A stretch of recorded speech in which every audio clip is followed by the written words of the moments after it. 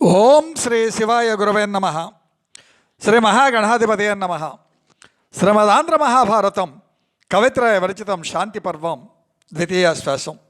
కృతికర్త తిక్కన సోమయాజి అమృతవర్షిణ ధారావాహిక 282వ రోజు తత్వదర్శిని కార్యక్రమానికి ఆధ్యాత్మిక ప్రవచకుల మీదీకుండి చంద్రమౌళి రసజ్ఞులను ఆహ్వానిస్తూ స్పందనలను ఆకాంక్షిస్తూ అయ్యా నేటి వరకు మనం మంత్రవేత్త అయిన పురోహితుడు ఆయన యొక్క స్థితిగతి ఎలా ఉంటుంది, ఆయన పరమ శాంతంగా ఉండాలి, అప్పుడే శత్రుజయం ప్రాప్తి. అలాగే ఆ పురోహితునకు చిత్తశుద్ధి అవసరము.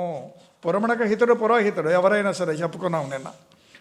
కాబట్టి పురోహితుడు దిగజారరాదు, అది ఆయనకే కీడు అని చెప్పుకున్నాం. నేడు ఎప్పుట్లా స్వామిని నుతిస్తూ నేటి ప్రవచనం ప్రారంభం. నిలివెల్ల గాయాల మురళి నీ మోమునరవళించే బాధ మరచి నిలువదేది యుజగాన తొలగక సిరుల్ యొక్కనాటికిన్ విలువలకు జీవనగతులకు తానే మచ్చుతునకయ్యి కలియుగాన జనులు తెలియవలయు ధర్మసార గతులు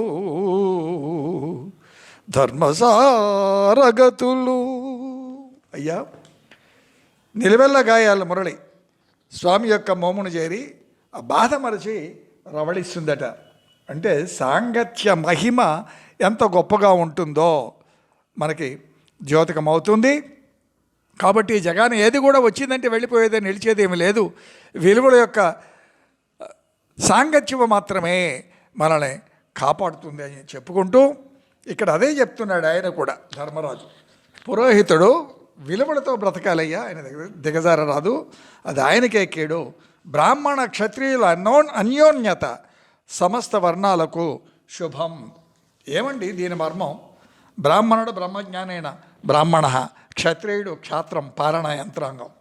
అంటే పాలనా యంత్రాంగం అధికారము జ్ఞానవంతమై భాషించాలి, అప్పుడే పాలిత వ్యవస్థ రంజిల్లుతుంది, పాలన వ్యవస్థ ధర్మబద్ధంగా సాగుతుంది. ఇది దీని మర్మం.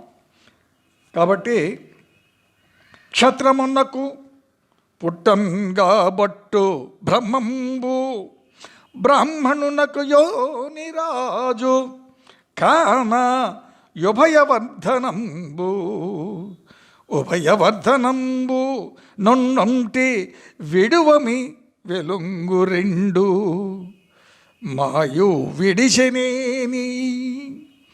క్షత్రియ జన్మస్థానం బ్రాహ్మణ్యం, బ్రాహ్మణ్య జన్మస్థానం క్షాత్రం రాజు. ఇవి రెండు పరస్పర ఆధార ఆధేయములు. కలిసి వ్యవహరిస్తే జయం, విడివిడిగా వెళ్ళిపోతే నాశనం. కాబట్టి చాతుర్వర్ణ వ్యవస్థ వాటి యొక్క గతులు తప్పితే ఆ పాప ఫలంలో 1/4 వంతు రాజుదే, పాలనా యంత్రాంగమదే. ఎందుకు? ఒక్క పాలనా యంత్రాంగం సక్రమంగా ఉంటే పాలిత వ్యవస్థ మొత్తం కూడా బాగవుతుంది.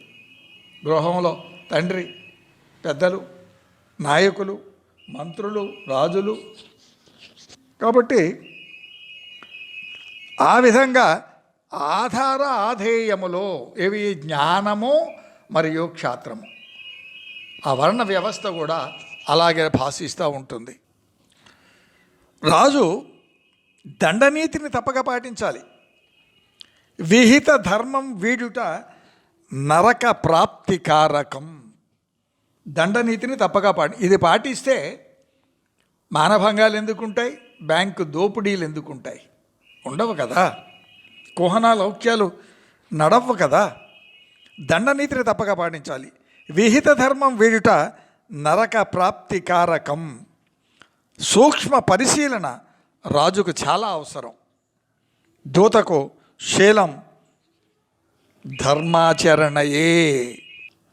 దూత యొక్క పాత్ర చాలా క్లిష్టతరమైనటువంటిదండి. సమాచారాన్ని అందించాలి, మళ్ళీ అక్కడి నుంచి తీసుకొని వచ్చి ఈయనకి చెప్పాలి. చెప్పవలసింది ఒకటి, చేసేది ఒకటైతే మొత్తం తల్లకిందులు అవుతుంది. కాబట్టి దూతకు శీలం ధర్మాచరణయే. రాయబారులు అని చెప్పుకుంటాం ఇప్పుడు మనం. రాజధానికి విశాలము లోతు అయిన అగడ్త అనగా భద్రతలు, కోటకు తగిన కాపల, విశాలంగా రాచ వీధులు, అంగళ్ళు, ధాన్యరాశులు, నెయ్యి, నూనె మొదలగు రసద్రవ్యములు, యంత్రాలు, ఆయుధములు, యోధులు, విద్వాంసులు, విలాసనీమణులు, దూతలు, పరివారం, ఇలా సర్వోన్నతులు ఉండి తీరాలి. అప్పుడే ఆ రాజధాని పురం శోభిల్లుతూ ఉంటుంది. వాణిజ్య వ్యవసాయాదులు అభివృద్ధి అవసరం. వాణిజ్యం మరియు వ్యవసాయంలో దర్పం దంభం హానికరం. శత్రువులైన విషప్రయోగంతో సంహరించరాదు, అది నరక హేతువు. మరి విజ్ఞానవేత్తలు ఒకసారి ఆలోచించాలి. కోవిడ్ని సృష్టించారు, మళ్ళీ ఇంకేదో సృష్టిస్తూ ఉన్నారు, బయోవార్ అంటున్నారు, రకరకాల పేర్లు. ఏమైపోతారు? ప్రజలను నరక కూపంలోకి నెట్టినటువంటి రాజు పాలనా వ్యవస్థ ఆ పాపం మూటగట్టుకోక తప్పదు కదా. ఆలోచించాలి సీతారాం. విజ్ఞానం అనేది సుజ్ఞాన ప్రజ్ఞానములతో జీవన హేతువై తీరాలి, కానీ జీవనాన్ని నాశనకారి కాకూడదు కదా. అలాగే అతిగా కప్పాలు గ్రహించరాదు. కప్పం కట్టించుకుంటూ ఉంటారు సామంతుల దగ్గర, అది అతిగా పనికిరాదు. అందులో కాఠిన్యం మహాప్రమాదం. ఆవు యొక్క అంటే పాలిచ్చే ఆవు పొదుగును కోసినట్లుగానే కప్పం కట్టే సామంత రాజులను పీడిస్తే అలాంటి ఫలితమే వస్తుంది. పురోహితుని గౌరవిస్తేనే ధర్మం. పురానికి హితుడు పురోహితుడు, ఇందాకనే చెప్పుకున్నాం మనం. ఆ వ్యవస్థ ఒక్కటి బాగుపడితే సర్వం బాగుపడుతుంది, అది నిలుస్తుంది, ధర్మం నిలుస్తుంది. బ్రాహ్మణ సేవ, బ్రాహ్మణ రక్షణ ఉత్తమ ఫల ప్రాప్తికారకం. ఎందుకు?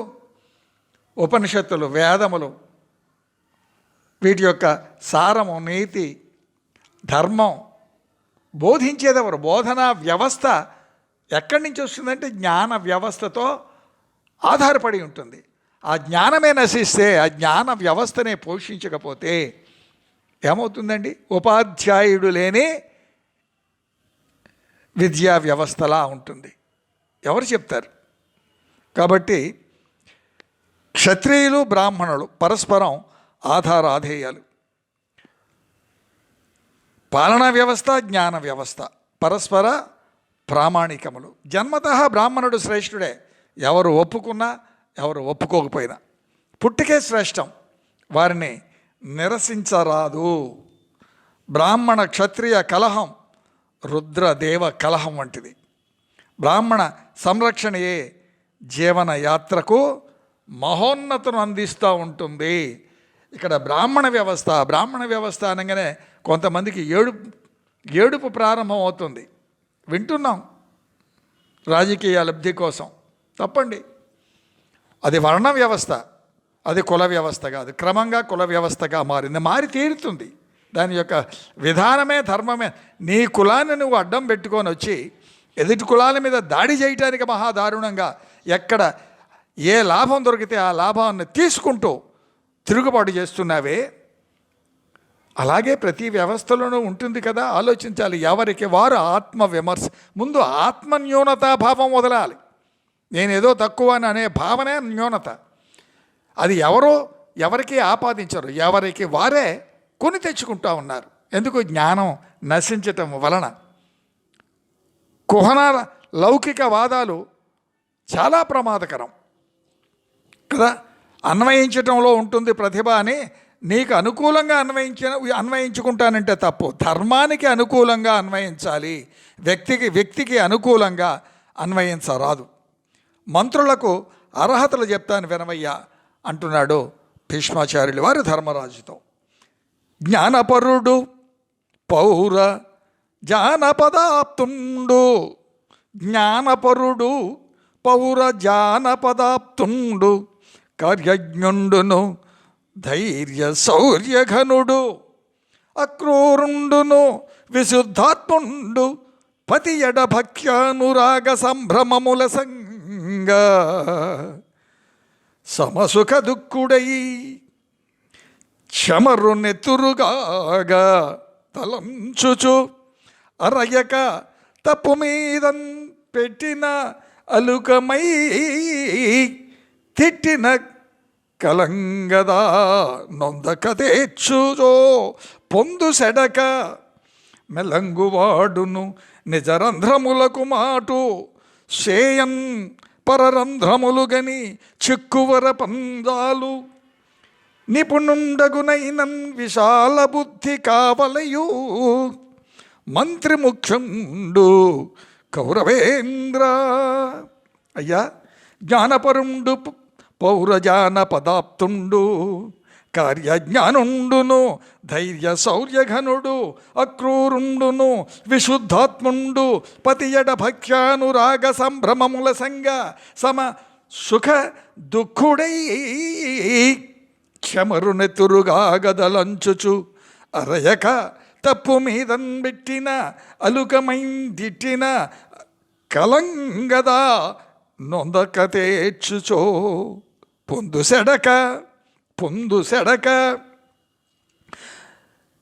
మెలగువాడును నిజరంధ్రములకు మాటు సేయన్ పరరంధ్రములుగని చిక్కువర పందాలు నిపుణుండగు అయిన విశాల బుద్ధి కావలయు మంత్రి ముఖ్యుండు కౌరవేంద్ర. జ్ఞానధనుడు, పౌరులకు ఆప్తుడు, కార్యవేత్త, ధైర్యశాలి, క్రౌర్యం లేనటువంటి వాడు, పరిశుద్ధ ఆత్మ కలిగినటువంటి వాడు, రాజు పట్ల గౌరవం, అది లేకపోతే చాలా బాధాకరం.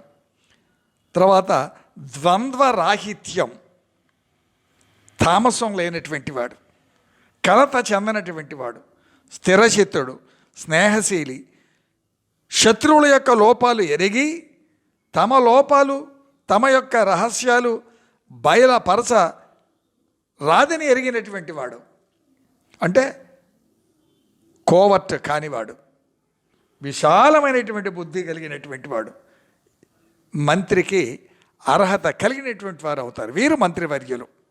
అంటే మంత్రి యొక్క లక్షణములు ఎలా ఉంటాయి? జ్ఞానధనుడై ఉండాలి, పౌరులకు ఆప్తుడిగా ఉండాలి, కార్యవేత్త అయి ఉండాలి, ధైర్యశాలి అయి ఉండాలి, కార్యం చెడగొట్టనటువంటి వాడై ఉండాలి, క్రౌర్యం లేనటువంటి వాడై ఉండాలి, పరిశుద్ధుడై ఉండాలి, రాజు పట్ల గౌరవం కలిగి ఉండాలి, పైకొకటి లోపటొకటి ఉండకూడదు, ద్వంద్వ రాహిత్యం, తామస గుణం లేనటువంటి వాడై ఉండాలి, కలత చెందనవాడై ఉండాలి, అంటే స్థిరచిత్తుడై ఉండాలి, స్నేహశీలి, శత్రువు యొక్క లోపాలు ఎరిగి తన లోపాలు బయటపడనీయకుండా ఆ మర్మాలు రహస్యాలు గ్రహించగలిగినటువంటి బుద్ధి సూక్ష్మత కలిగినటువంటి వాడై ఉండాలి. వీళ్ళు బుద్ధిమంతుని యొక్క లక్షణాలు ఇతడు మంచి మంత్రిగా రాణిస్తాడు. అలాగే విషపూరిత ఆయుధ ప్రయోగం నరక హేతువు. విషపూరిత ఆయుధం ధర్మయుద్ధమే రాజుకు రక్ష, అది రక్షణ ప్రసాదిస్తుంది. కాబట్టి స్వామి, పరిపూర్ణ ఆయువు, పురుషార్థములలో శ్రేష్టమైనటువంటిది ఏది? మోక్షం. ధర్మార్థ కామ మోక్షములు చతుర్విధ ఫల పురుషార్థ సిద్ధిలో మోక్షం అత్యంత ఉన్నతం. కాబట్టి ధర్మకార్య నిర్వహణ చాతుర్య వైభవాన్ని అందించేది కూడా హరిహరనాథ నీవే కదా ప్రసాదిస్తావు స్వామి. హే విశిష్ట విశ్వరూపుడు అంటే సర్వే సర్వత్రా వ్యాప్తి చెందినటువంటి వాడు. విశ్వాత్మక, ఆయన లేనిది ఎక్కడండి? నీలో నాలో సర్వే సర్వత్రా 14 భువన భాండములలో ఉన్నది ఆయనే కదా. అందుకనే నోట్లో చూపించాడు కృష్ణుడు అమ్మకు. అష్టాంగ యోగ మనోకమల సుగంధ స్వరూప. యోగం రాణిస్తుంది స్వామి యొక్క సంకల్పం చేత. కాబట్టి అష్టాంగ యోగం, దాని యొక్క మనోకమలం యొక్క సుగంధం అంటే సుస్థిరత, సాంద్రత, ఫలం, అందించేది స్వామి యొక్క కరుణ కటాక్షములు మాత్రమే. అలాగే ఉత్తమ ఆధిపత్యం నీవే కదా హే తపోఘన, నీవే తపస్సు ద్వారా తెలియగలిగినటువంటి వాడు స్వామి అని కొనియాడుతూ, ఇది శ్రీమద్ ఉభయ కవిమిత్ర కొమ్మనామాత్యపుత్ర బుధారాధన విరాజి తిక్కన సోమయాజి గారు ఆయన యొక్క ప్రణితమైనటువంటి శ్రీ మహాభారతంలో శాంతి పర్వం ద్వితీయ ఆశ్వాసం సంపన్నమైంది. రేపు శాంతి పర్వం తృతీయ ఆశ్వాసం ప్రారంభించుకుంటాం. అయ్యా శివాజ్ఞగా శ్రీ వెంకటరామనారాయణులకు సమర్పించబడుతున్న ఈ కార్యక్రమాన్ని ఆదరించే ప్రార్థన. శ్రీ రామ ఛానల్ యూట్యూబ్లో విని మీ యొక్క అభిప్రాయాలని ఆశీర్వచనాలని అందుట్లో పొందుపరచ ప్రార్థన. గడప లోపట కులం, గడప దాటితే హిందువులం. ధర్మో రక్షతి రక్షిత సీతారాం.